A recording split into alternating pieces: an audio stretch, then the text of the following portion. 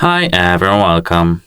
Today I have Bose Mini II SoundLink speaker and I'm going to show you how can you easily choose audio device type in your iOS device.